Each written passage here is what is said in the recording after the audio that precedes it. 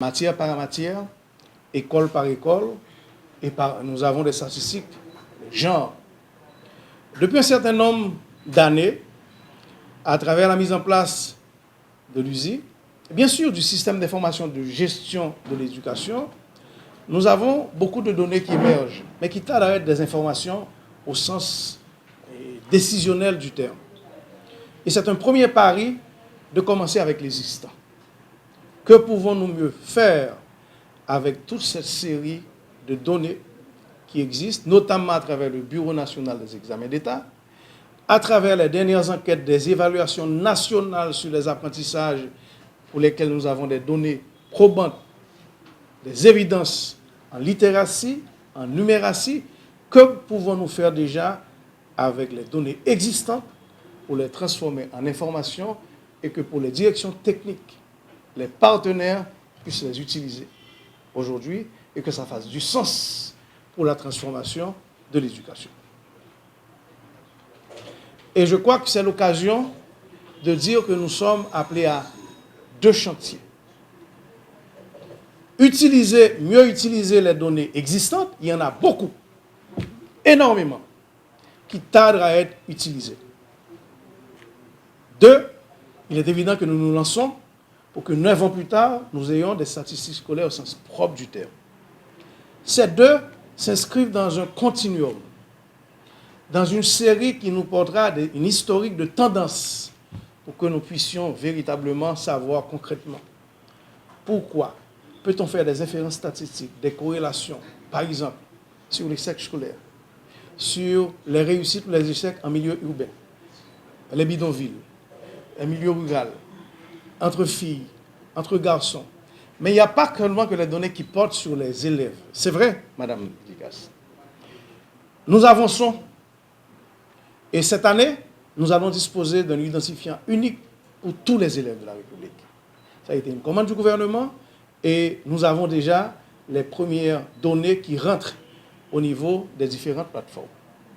Je remercie certains partenaires dont l'UNICEF qui a accompagné ces 2 dernières semaines la direction départementale du Sud, avec tablette et tout, pour aller école par école, appuyer les bureaux de district scolaire et les écoles pour collecter les données sur la formation, la liste de formation de classe, sur les parents responsables et bientôt sur les enseignants en salle de classe, parce que nous avions eu déjà l'année dernière les premières données de déclaration de 17 000 écoles publiques privées qui existent dans notre base de données, pour lequel la DPCE s'engage à faire le double-checking pour pouvoir sincériser cette première base. Les 3 E, bientôt ce sera une réalité. La liste des écoles, la liste des élèves et la liste des enseignants. Et ce n'est pas seulement pour faire la liste de formation des classes, c'est pour que nous ayons à la fin de l'année les palmarès, les décisions de fin d'année, pour que nous pouvions suivre une classe d'âge au sens de l'UNESCO, suivre les cohortes et pas seulement analyser les taux de scolarisation, les taux de scolarisation, mais les taux d'achèvement. Et expliquer, à défaut de justifier, pourquoi nous avons des taux d'échec scolaire aussi importants et qu'est-ce qu'on devrait faire pour attaquer le second sujet que je vais aborder, cette fois en la qualité de président de commission, la Commission nationale de l'UNESCO, la transformation curriculaire. C'est aussi l'occasion, et chaque prise de parole de ministre est un prétexte aussi pour parler des différents chantiers du ministère. Hier, nous étions en atelier parce que, au cours de ce mois de novembre, le ministère publiera le cadre d'orientation curriculaire dans sa version actualisée. De 2082 à date, ce sera un nouveau pas qu'on fixera pour que, même si nous savons que ça fait partie d'un processus de transformation continue, parce qu'il restera encore des points très importants du cadre d'orientation curriculaire qu'il faudra insérer, le non formel, de manière beaucoup plus organisée, la formation technique et professionnelle, la formation post-secondaire au sens large du terme, universitaire et autres, mais nous allons nous engager et nous allons publier le cadre d'orientation curriculaire tel qu'il existe aujourd'hui. Avec certains changements majeurs que le système est en train d'opérer, pour lequel vous avez déjà certains échos. Par exemple, nous passons d'un curriculum orienté bilinguisme à un curriculum orienté multilinguisme. C'est une des avancées majeures par rapport à 1982. Mais nous allons apporter aussi quelques clarifications sur des demandes sociétales, des demandes sociales du pays, sur certaines compétences de base pour cette jeune génération. Par exemple, vous allez voir, dans le nouveau plan d'études, les sciences sociales vont se diviser d'une part en discipline histoire-géo, pour accorder une importance particulière sur le renouveau de l'enseignement de l'histoire, la composante qui était noyée dans les sciences sociales, qui était l'éducation à la citoyenneté, appelée couramment l'éducation civique et morale, qui avait été préalablement l'éducation religieuse, l'éducation civique et religieuse, l'éducation civique et morale, qui passe aujourd'hui à être l'éducation à la citoyenneté, parce qu'elle prendra en charge cette discipline la nouvelle génération des droits et des devoirs, droits culturels, droits économiques, au-delà des droits traditionnels, des droits politiques, la démocratie, qui sera une matière, une discipline à part, distincte, dès le préscolaire, sur les 9 années du fondamental jusqu'au secondaire, où il est déjà l'éducation à la citoyenneté.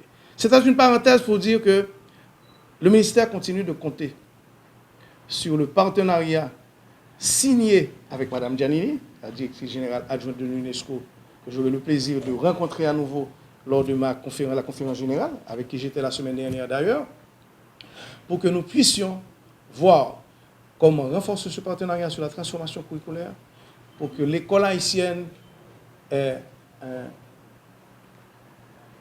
curriculum endogène, axé, comme c'était le rêve déjà du ministre Bernard, sur la culture, mais ouverte sur le monde, avec des compétences du XXIe siècle.